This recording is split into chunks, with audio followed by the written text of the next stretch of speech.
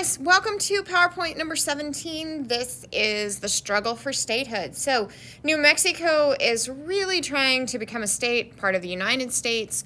It's already a territory of the U.S. at this time, but remember, it's a wild west around New Mexico. The last few PowerPoints we've talked about is how New Mexico was kind of lawless and dangerous, and all the different things that happened in New Mexico whenever there wasn't a lot of law enforcement happening. So New Mexico would like to become a state, so they would have representation in the government in the U.S., and they would have a little bit more support. They wouldn't just be ignored. Okay? So as a territory, after the Mexican-American War, New Mexico remained a territory for 62 years. That was a really long time to just stay as a territory. Most states did not stay as a territory that long. New Mexico applied for statehood at least 50 times, but kept being rejected. As a territory, New Mexicans enjoyed all the freedoms of a U.S. citizen, but they could not vote and did not have representatives in the U.S. government. Instead, they had delegates, an appointed representative in Congress, but they couldn't vote either. So basically, it would be like having people in Congress that listened to what was happening in the government for the U.S., but they didn't have an opinion. They didn't get to have an opinion. They didn't get to have a vote. So they sat there, and New Mexico wasn't represented. That's why New Mexico wanted to be a state. But they kept rejecting New Mexico. So U.S. Congress did not let New Mexico choose their governor either. In 1850, Congress chose James S. Calhoun to be the first territorial governor. So 1850 starts the time in when New Mexico starts being a territory, and the U.S. controls them. So it was kind of not really the way that New Mexico wanted to be represented. All right, our next slide is talking about the path to statehood. Okay, sorry, you can't hardly see the T up there, but the path to statehood. So to become a state, a territory had to meet certain criteria. Now this was for every territory. This wasn't just for New Mexico. Now you have to understand that since the middle of the 1700s, well, towards the end of the 1700s, when America won its independence from Britain, there were states. There was probably 20 to 30 states already in existence when New Mexico was trying to become a state. And so it wasn't unheard of for territories to easily be accepted into statehood. So the first thing they had to have was at least 60,000 people. New Mexico had 60,000 people. That wasn't their problem. The territory must petition Congress to ask to become a state. So you must ask Congress, we would like to become a state. Then Congress would say, okay, now you must create an enabling act. So that would be the third thing on here.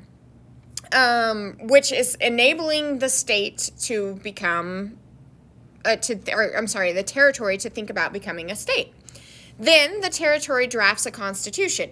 So at this time, in the early 1800s, most states were given a lot of power, okay? States still today have a lot of power. Just because most of what states are allowed to do is specific to them, and then the U.S. government holds some power over the states, but not as much as the states. The states have a lot of power. Let's put it that way. So they have their own constitution. It must uphold the ideals of the U.S. Constitution, though. So you can't say that one of the amendments in the U.S. Constitution is. The voting age is 18 years old. You cannot change the voting age. That is what it says. And so you can't, in the state of New Mexico, we cannot change the voting age to 17 because that is against the U.S. Constitution. So then number 6 says citizens of the territory must ratify, give formal approval of the Constitution. So it would be where all of the New Mexican citizens would vote on the Constitution in favor or against. So they would have to approve the Constitution. Then once the state ratified it, U.S. Congress must approve it. So once the state approves it, they send it to Congress, and Congress approves whether or not they like that state's or that territory's Constitution. Then, if Congress approves, then the president signs the proclamation making the territory a state. So, then the president gets the state or the territory brought in front of him to decide if he wants to make it an actual state. Okay, so there's a lot of steps. New Mexico got hung up on a lot of these. Their constitution was slightly rejected a few times. The Congress didn't always approve of what New Mexicans wanted, and then there wasn't ever really a president for 60 years that wanted to make New Mexico a state. So the problems for New Mexico. From the beginning, New Mexico met the population requirement. Remember I said that it was 60,000 people. New Mexico always had 60,000 people. That wasn't a problem. New Mexico wasn't granted an enabling act, but they still created a constitution. So at first, the U.S. Congress said, no, we don't want to give you permission to become a state. We don't even want you to start trying. And that was a problem in the beginning. But New Mexico created a constitution anyway. The debate became whether New Mexico supported slavery or not. So it was unclear which side New Mexico was for, and therefore Congress was unsure about New Mexico becoming a state. So remember, in 1850, slavery is a huge, huge topic, okay? We've already talked about how New Mexico was part of the war, and there were the 3 battles in New Mexico, and all that was happening. And then the Battle of Glorieta Pass was kind of what stopped slavery, or the South, the Confederate States, from winning New Mexico. So even early on in statehood, or trying to gain statehood, New Mexico struggled with, do you support slavery or do you not? Okay, and so that was a problem early on, and it was a problem for about 20 years there. So to improve their chances, New Mexico considered changing their name to avoid being associated with Mexico. A lot of people, and it's funny, still people do this today too, a lot of people thought that because it said New Mexico, it was still part of Mexico. And you can go across the United States even today, and you can tell people that you are from New Mexico, and they often say, well, do you speak Spanish? And, I mean, occasionally, you know, people will say, yes, I do speak Spanish, but a lot of times that's not the native, or their original language. That's not their first language. And so you often get asked that if you say you're from New Mexico. I get asked that all the time. Do you speak Spanish? I can a little. I know what the sounds of the Spanish language are. I can't speak it fluently. And so that is often a stereotyping that gets thrown on New Mexico citizens, and it happens even today. Or I've even been asked by some northern people, how do I have a citizenship in the United States? Yes, I do, because actually I was born in New Mexico, and I do have a citizenship here because New Mexico is part of the United States. So anyway, that's the people just being naive and stereotyping. But anyway, so they thought about changing their name, but that didn't really help either. And they just ended up sticking with New Mexico because, that didn't even make a difference. So more problems for New Mexico on our next slide here. So 3 other problems prevented New Mexico from becoming a state. 1, people outside of New Mexico only remembered the violence that had occurred in New Mexico. So the violence with the outlaws and traveling on the Santa Fe Trail and Billy the Kid and Blackjack Ketchum and all the different things, the Colfax County War, all these different things that happened gave New Mexico kind of this outlaw, bad name type of area. The other thing, the Protestants, which remember, if we talked about this, Protestants are of the church value, which would be Baptist, Methodist, Church of Christ, all those different things fall under, or non-denominational, those all fall under the umbrella of Protestants. And they were prejudiced. They didn't really like Catholic New Mexico. So Catholicism was a slightly different interpretation, and so it was seen as, oh, you're just a little too different religiously for us to accept you into the United States.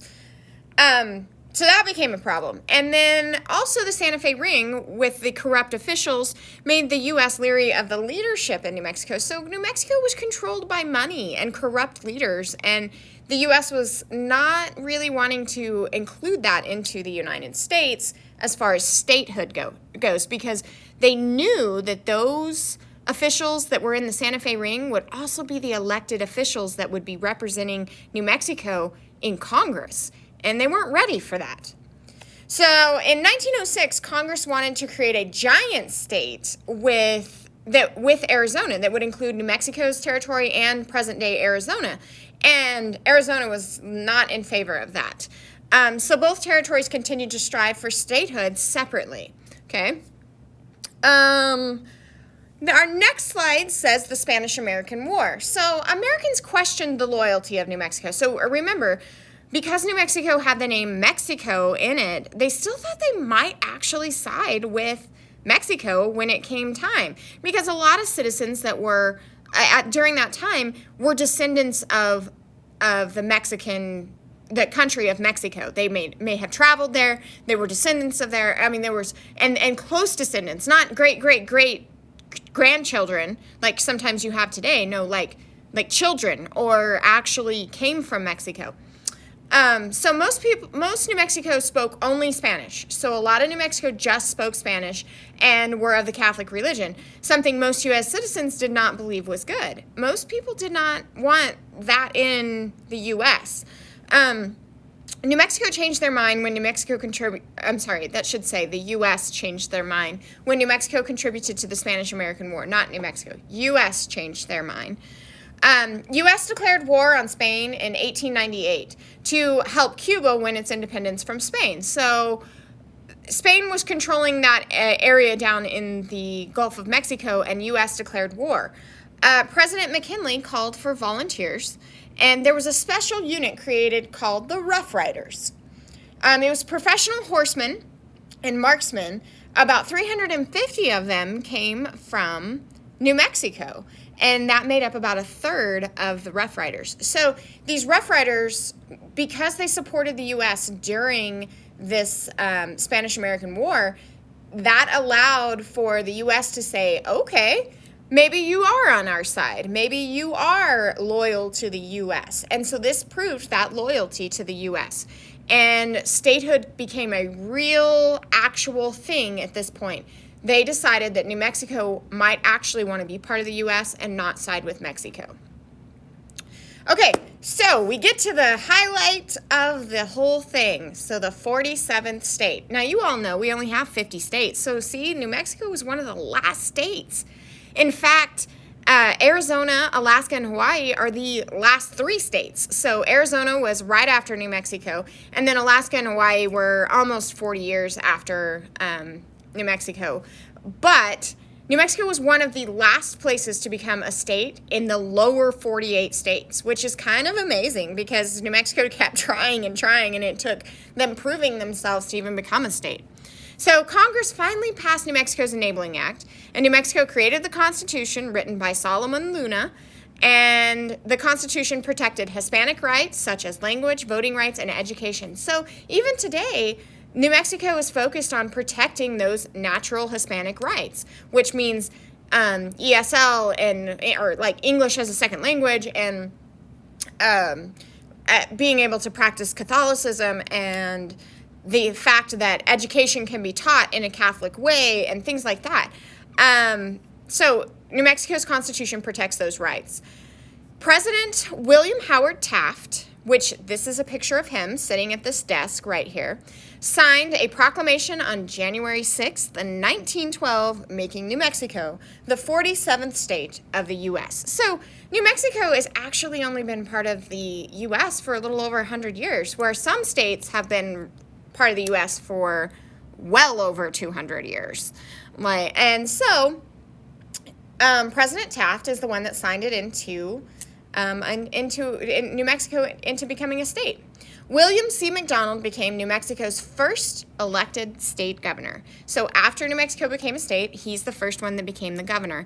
And New Mexicans celebrated in the streets. They were so proud and so happy that they were included in the United States, and it was the beginning of New Mexico being part of that of that celebration and being actual part of the United States. Okay, so it was a big day. January 6th, 1912 was a big day for New Mexico. All right, that's it for this PowerPoint. Make sure you guys are taking notes. If you have any questions, shoot me a message.